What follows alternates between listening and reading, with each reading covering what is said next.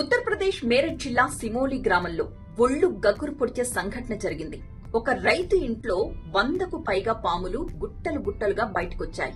ఆ రైతు ఏం చేశాడో తెలుసుకునే ముందు అసలు ఏం జరిగిందో చూద్దాం.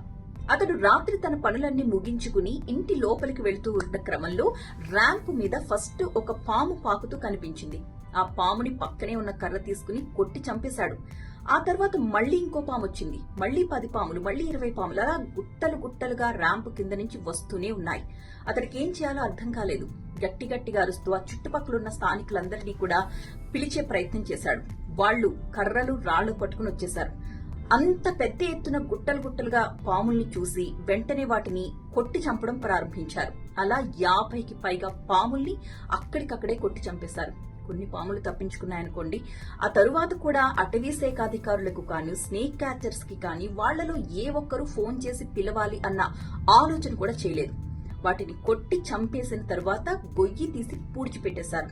ఆ వాళ్లలో కొంతమంది ఒక వీడియో తీశారు. ఇదంతా సోషల్ మీడియాలో పెట్టడంతో క్షణాల్లో వైరల్ అయిపోయింది. వెంటనే ఆ వీడియో అటవీ శాఖ అధికారులకు కూడా వెళ్లింది. స్పాట్ కి చేరుకున్నారు అధికారులు. ఎందుకు వాటిని కొట్టి చంపేశారు? స్నేక్ క్యాచర్ కి కాల్ చెయ్యలేదా?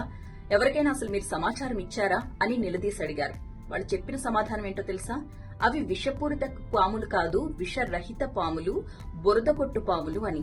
అయితే కొట్టి చంపేస్తారా? మాకు చెప్పాలి కదా అంటూ నిలదీశారు. ఒక్క విషయం గుర్తుపెట్టుకోండి, పాముల్ని చంపడం అనేది చట్టరీత్యా నేరం. అది ప్రాణరక్షణతో చేసినా ఆత్మరక్షణతో చేసినా కూడా కోర్టు పట్టించుకోదు. వన్యప్రాణి సంరక్షణ చట్టం 1972 కింద ఇవన్నీ కూడా రక్షించబడుతున్నాయి. వాటి రక్షణకు ఏమాత్రం భంగం కలిగినా కూడా మీరు నేరస్తులే అవుతారు.